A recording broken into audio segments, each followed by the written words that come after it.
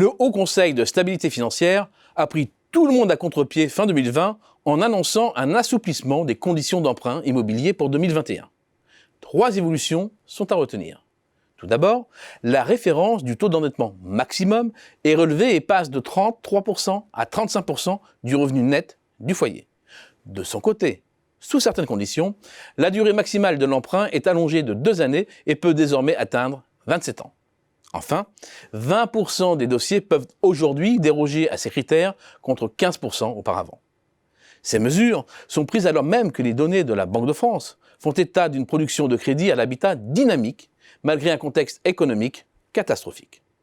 Après être descendu en plein confinement à un point bas en avril dernier, à moins de 11 milliards d'euros, la production de nouveaux crédits, hors rachat et renégociation, a en effet passé le seuil des 20 milliards en octobre dernier, dépassant son pic historique qui venait d'être juste établi un mois plus tôt. 2 mois records donc, qui ont permis de rattraper le retard pris au printemps 2020. Il s'agit dans ce cas bel et bien d'un effet rattrapage et finalement, sur les 10 premiers mois de 2020, 156,5 milliards d'euros de crédits nouveaux à l'immobilier ont été distribués, un chiffre quasiment comparable à celui de 2019 et bien au-dessus de ceux des 4 années précédentes. Si la fin d'année aura certainement été plus chaotique avec le second confinement, le bilan d'ensemble est plus que satisfaisant compte tenu du contexte particulier de la Covid-19. Cette appétence pour la dette immobilière a d'ailleurs fait passer les encours des crédits immobiliers à près de 1125 milliards d'euros en octobre dernier, un chiffre multiplié par plus de 4 depuis le début des années 2000. Conséquence, des 4 économies majeures de la zone euro, c'est en France que le taux d'endettement de ses habitants est le plus élevé à près de 100% de leur revenu disponible brut. Des ménages endettés sur une période de plus en plus longue. La durée moyenne des prêts s'établit désormais à 233 mois, soit environ 19 ans et 5 mois. Dans le seul cas des prêts à l'accession à la propriété, 50% environ de la production des crédits nouveaux en 2020 auront été à plus de 20 ans. C'était à peine plus de 30% en 2012. Quant à la part des prêts les plus courts, c'est-à-dire 15 ans et moins, elle est devenue nettement inférieure à 20% quand elle était supérieure à 34% 8 ans plus tôt.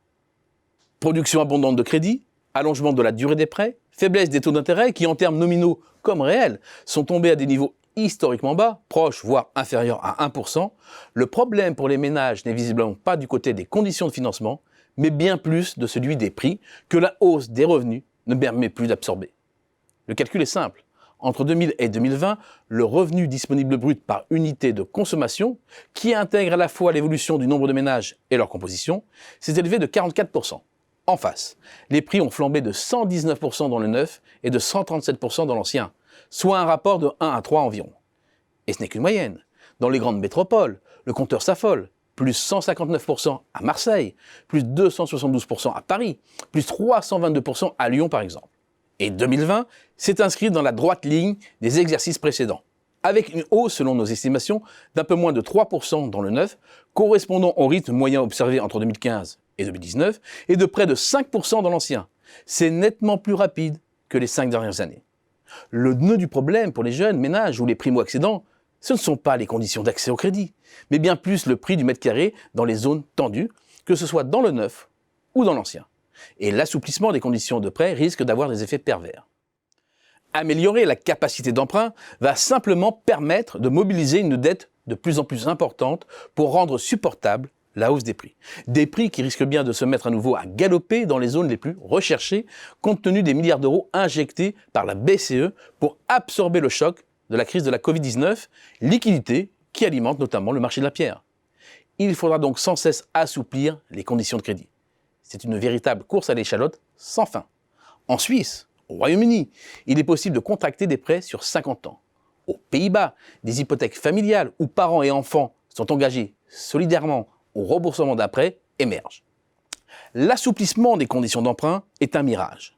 Loin d'alléger le fardeau des primo-accédants, il l'alourdit en repoussant l'ajustement naturel du marché au plus grand profit des vendeurs de biens les mieux situés, dont le patrimoine gonfle.